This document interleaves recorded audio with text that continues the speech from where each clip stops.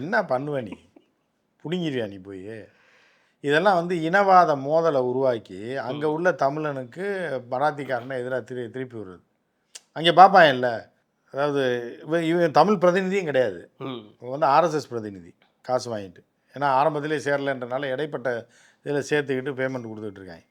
இப்போ இங்கேருந்து அறிக்கை விடுறதன் வாயிலாக என்ன ஆகும்னா, அங்கே உள்ளவன் பார்ப்பான்ல, அப்போ தமிழனுக்கு ஆதரவானா அங்கே உள்ள தமிழனை போட்டு அடிப்பான்ல, அப்போ இன உணர்வை தூண்டி விட்டு பார்த்தியா தமிழா அடிச்சிட்டான் அப்படின்னு.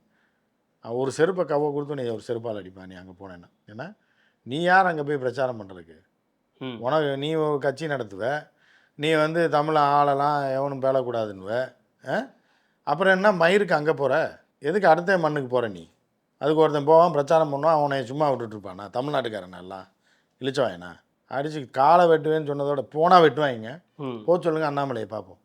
போவன்றாரு. மான வெக்கம் ரோசம் இருந்தால் அண்ணாமலையை திருப்பி போய் அங்கே நிற்க சொன்னீங்கன்னா நம்ம தமிழை நான் ஏற்றுக்கலாம்.